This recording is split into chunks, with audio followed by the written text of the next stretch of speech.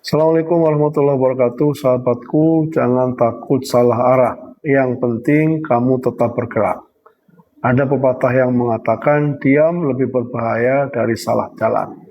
Hari ini kita jalan dan terus belajar. Ikuti terus channel ini. Jangan lupa dukungannya, subscribe, komen, like, dan share.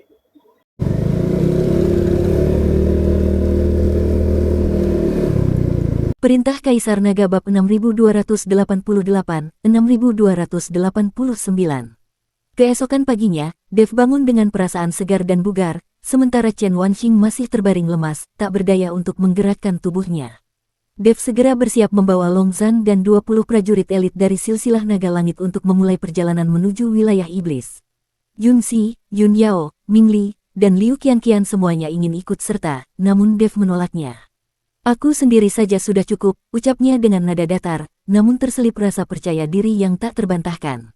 Kalian tetaplah di kota Yunxian untuk menjaga rumah kita. Yunxi merasa sedikit tidak rela, namun ia sadar bahwa apa yang dikatakan Dev adalah kenyataan. Dengan kekuatan Dev saat ini, memang tidak banyak orang di surga ke-14 yang sanggup menghentikannya. Kalau begitu, berhati-hatilah, pesan Yunxi. Tentu. Dev bersama Long Zhan dan yang lainnya segera melesat, berubah menjadi kilatan-kilatan cahaya yang menghilang di cakrawala. Jiang Xuelan berdiri di atas tembok kota, menatap punggung mereka yang kian menjauh dengan dahi sedikit berkerut. Sebenarnya ia ingin ikut, namun Dev tidak mengizinkannya. Jiang Xuelan kemudian berbalik untuk turun dari tembok kota. Yunxi yang masih berdiri di sana melihat punggung Jiang Xuelan dan tiba-tiba bertanya, apakah kau menyukai Dev? Langkah kaki Jiang Xuelan terhenti sejenak, namun ia tidak menoleh. Apakah suka atau tidak itu penting? Yunxi tertegun. Suara Jiang Xuelan terdengar lirih, seolah sedang berbicara pada dirinya sendiri. Aku telah hidup selama puluhan ribu tahun, sudah lama melewati usia untuk memikirkan urusan asmara. Misiku adalah membangun kembali silsilah Dewa Es, hal-hal lain tidaklah penting. Ia terus melangkah maju dan menghilang di balik sudut tembok kota. Yunxi tetap berdiri mematung, menatap punggung yang dingin itu dengan perasaan yang sulit digambarkan. Ternyata wanita itu jauh lebih kesepian dari yang ia bayangkan. Wilayah iblis terletak 30.000 mil di sebelah utara kota Yunxian. Tempat itu merupakan lahan gersang yang selalu diselimuti kabut hitam. Langit di sana senantiasa abu-abu muram, matahari tersembunyi di balik awan mendung yang tebal, hanya menyisakan beberapa berkas cahaya pucat yang sesekali menembus celah awan. Tanahnya tandus tanpa sehelai rumput pun, hanya dipenuhi batuan hitam hangus dan tanah yang retak-retak. Udara di sana berbau campuran belerang dan aroma busuk yang membuat siapapun yang menghirupnya merasa mual. Begitu memasuki wilayah iblis, kecepatan rombongan Dev mulai melambat. Bukan karena adanya hambatan, melainkan karena suasana yang terlalu sunyi, sebuah kesunyian yang tidak wajar. Tuan Chen, ada yang aneh, bisik Long Zhan. Biasanya di pinggiran wilayah iblis banyak iblis tingkat rendah yang berkeliaran, tapi hari ini kita sudah berjalan lama dan tidak menemukan satu pun. Dev mengangguk. Ia juga merasakannya. Wilayah iblis ini seolah-olah telah dikosongkan oleh sesuatu. Teruslah berjalan, ucapnya tenang. Apapun muslihat yang mereka mainkan, hari ini kita akan menuntaskan semuanya.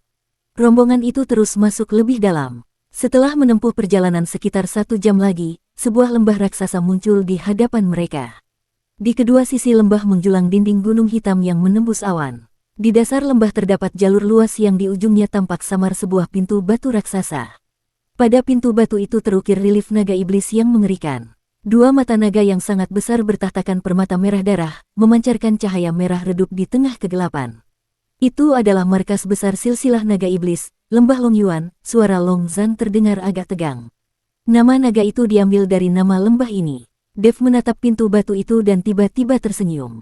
Lembah Long Yuan, nama yang bagus. Sayangnya, setelah hari ini, tempat ini harus berganti nama. Ia memimpin di depan, melangkah menuju lembah tersebut, diikuti oleh Long Zhan dan 20 elit naga langit. Namun, tepat setelah mereka menginjakkan kaki di dalam lembah, suara gemuruh terdengar dari arah belakang. Bongkahan batu raksasa berjatuhan dari dinding gunung di kedua sisi, menutup jalan keluar mereka rapat-rapat. Bersamaan dengan itu, di ujung jalur lembah, ribuan pasang mata merah darah menyala. Satu demi satu naga iblis keluar dari kegelapan. Ada yang berukuran raksasa sepanjang 100 depa, ada pula yang lebih kecil sekitar puluhan depa. Tubuh mereka tertutup sisik hitam pekat yang di sela-selanya mengalir cahaya merah tua layaknya lava. Asap hitam menyembur dari mulut mereka, dan mata mereka syarat akan kilatan haus darah. Pemimpin mereka adalah seekor naga iblis dengan tubuh paling masif, sepanjang 200 depa. Tanduk di kepalanya 2 kali lebih tebal dari naga lainnya, dan energi iblis di sekujur tubuhnya begitu pekat hingga hampir memadat. Saat melihat Long Zhan, kilatan emosi yang rumit melintas di matanya. Long Zhan, sudah lama tidak bertemu, suaranya berat dan serak, dengan tekstur seperti gesekan logam. Long Zhan menatapnya dengan mata penuh kebencian. Long Yuan. Pandangan Long Yuan beralih dari Long Zhan dan jatuh pada Dev. Secercah rasa segan melintas di matanya. Ia pernah menyaksikan kekuatan Dev, meski tingkat kultivasinya tampak biasa, namun kekuatan tempurnya sanggup menghabisi kultivator ranah dewa sejati tingkat kedua dengan mudah. Kekuatan semacam itu bukanlah sesuatu yang bisa ia hadapi dengan enteng. Terlebih lagi sekarang, aura Dev tampak telah meningkat, kemungkinan besar kultivator ranah dewa sejati tingkat ketiga pun bukan lagi tandingannya. Dev, aku tahu kau sangat hebat dalam bertarung, ucap Long Yuan berat.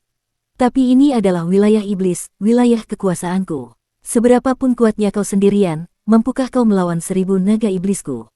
Naga-naga iblis di belakangnya serentak mengeluarkan raungan rendah yang membuat lembah itu berguncang. Dev melayangkan pandang ke sekeliling, menatap kerumunan naga iblis yang rapat itu dengan sudut bibir yang sedikit terangkat. 1000 ekor, lumayan banyak, tapi, ia mengangkat tangannya, dan kekuatan kekacauan ungu mulai memadat di telapak tangannya. Bagiku, jumlah tidaklah berarti. Begitu kata-katanya jatuh, ia bergerak. Kilatan pedang ungu menyambar bagaikan petir, membelah kegelapan lembah.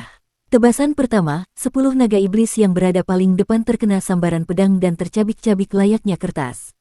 Tebasan kedua, naga-naga iblis yang bersiap menyerang dari dinding gunung tertebas putus, membuat darah hitam mengguyur deras bagaikan hujan. Tebasan ketiga, seluruh tubuh Dev menjelma menjadi aliran cahaya ungu yang menerjang masuk ke tengah kawanan naga iblis. Kecepatannya begitu tinggi hingga mata telanjang tak sanggup menangkapnya. Dimanapun cahaya pedang lewat, naga-naga iblis bertumbangan layaknya gandum yang dipangkas. 1 tebasan, 10 naga. 10 tebasan, 100 naga. Hanya dalam hitungan napas, hampir separuh dari 1000 naga iblis itu telah dibantai abis. Sisa naga iblis yang ada akhirnya kehilangan keberanian. Mereka mengeluarkan raungan ketakutan dan lari kocar-kacir, saling berebut untuk melarikan diri ke bagian terdalam lembah. Pembantaian itu pun berhenti. Dev menyarungkan kembali pedangnya dan berbalik menatap Long Yuan. Wajah Long Yuan sepucat kertas. Ia tahu Dev sangat kuat, namun ia sama sekali tidak menyangka pemuda itu akan sekuat ini. Bahkan ribuan naga iblis pun tak sanggup bertahan dari tebasannya walau hanya selama waktu sebatang dupa menyala. Menghadapi tingkat kekuatan mengerikan seperti ini, ia benar-benar tidak memiliki daya untuk melawan. Long Yuan, suara Dev terdengar tenang. Aku memberimu satu kesempatan. Berlututlah, dan mungkin aku akan mengampuni nyawamu. Tubuh Long Yuan bergetar pelan. Ia menatap Dev sekilas, lalu beralih menatap Long Zhan, sekelumit kilatan pantang menyerah melintas di matanya.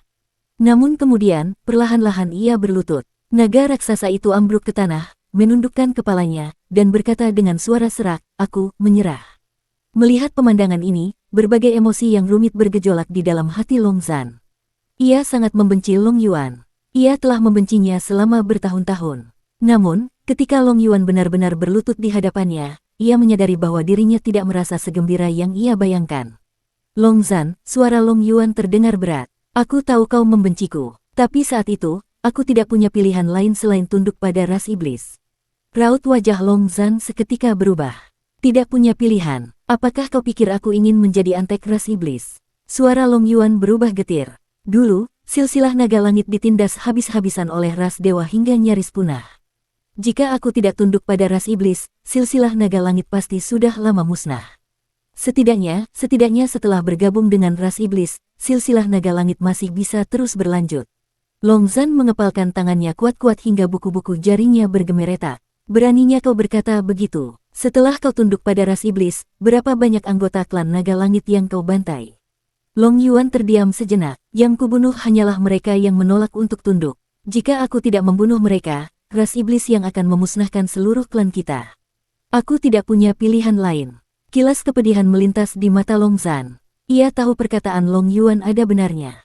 Pada masa itu, silsilah naga langit memang telah menemui jalan buntu. Di bawah penindasan para dewa, jika silsilah naga langit tidak mencari pelindung yang kuat, mereka pasti sudah musnah. Namun, hal itu tetap tidak membenarkan apa yang telah dilakukan oleh Long Yuan. Tuan Chen, Long Zhan menoleh menatap Dev. Aku rasa, biarkan aku yang menyelesaikan masalah ini. Dev meliriknya sekilas, lalu mengangguk.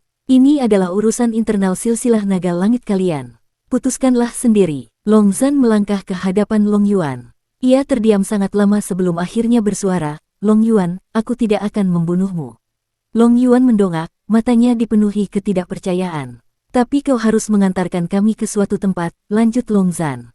Kemana? Ke tempat para kultivator iblis di belakangmu itu. Tubuh Long Yuan menegang. Kultivator iblis itu sudah melarikan diri, suaranya mengalun pelan. 3 hari yang lalu, ia tiba-tiba menghilang. Sebelum pergi, ia membawa serta semua barangnya, tidak meninggalkan apapun. Dev mengernyitkan dahi. Mereka kabur. Benar. Long Yuan mengangguk. Ia pergi dengan sangat terburu-buru, seolah-olah baru saja ditakuti oleh sesuatu. Aku sempat bertanya alasannya, tapi ia enggan menjawab. Kurasa ini ada hubungannya dengan kepergian Ningxi. Ningxi sudah pergi sejak beberapa hari yang lalu dan tidak pernah kembali.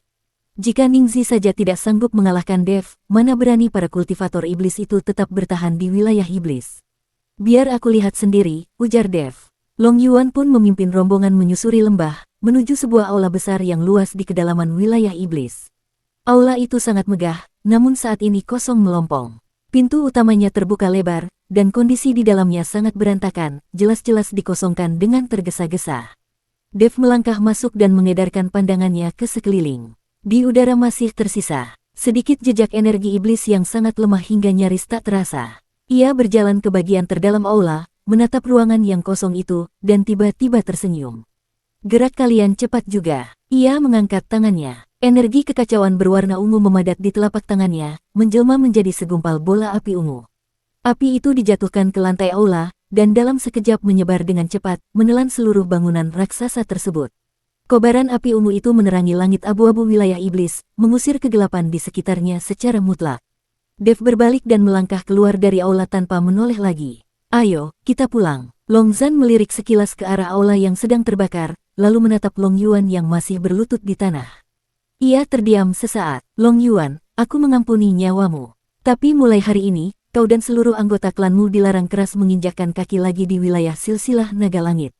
Jika kalian melanggar, ia tidak menyelesaikan kalimatnya, namun ancamannya sudah sangat jelas. Long Yuan menundukkan kepalanya. Aku mengerti. Long Zhan berbalik dan pergi bersama Dev. Di belakang mereka, api ungu itu masih terus berkobar. Benteng pertahanan yang dulunya tak tertembus itu kini telah berubah menjadi lautan abu. Dalam perjalanan kembali ke kota Yunxian, Long Zhan terus membisu. Dev berjalan pelan di sisinya tanpa mengganggunya. Ia tahu Long Zhan butuh waktu untuk mencerna semua kejadian hari ini. Musuh yang dibencinya selama bertahun-tahun telah berlutut di hadapannya dan memohon ampunan. Namun, ketika momen balas dendam itu tiba, ia justru mendapati bahwa apa yang dilakukan musuhnya memiliki alasan yang jauh lebih rumit dari sekadar kejahatan murni. Tuan Chen, Long Zhan tiba-tiba memecah keheningan. Keputusanku untuk tidak membunuh Long Yuan hari ini, apakah itu sebuah kesalahan? Dev berpikir sejenak, lalu menggelengkan kepalanya. Tidak ada yang benar atau salah, yang ada hanyalah pilihan. Kau memilih untuk tidak membunuhnya, dan itu adalah keputusanmu. Selama kau tidak menyesalinya, maka tidak ada yang salah. Long Zhan terdiam cukup lama. Aku tidak menyesal. Suaranya terdengar pelan namun mantap. Tapi, aku tidak akan memaafkannya. Dev menepuk bahunya pelan. Itu sudah cukup. Rombongan itu pun mempercepat laju mereka, terbang kembali menuju kota Yunxian. Di belakang mereka, kabut hitam pekat wilayah iblis perlahan memudar di bawah sapuan api ungu. Dataran yang selama bertahun-tahun selalu diselimuti kegelapan itu, untuk pertama kalinya menyingkapkan wujud aslinya, hamparan batuan putih keabu-abuan, tanah yang retak-retak, dan secercah warna hijau yang sayup-sayup tampak di kejauhan.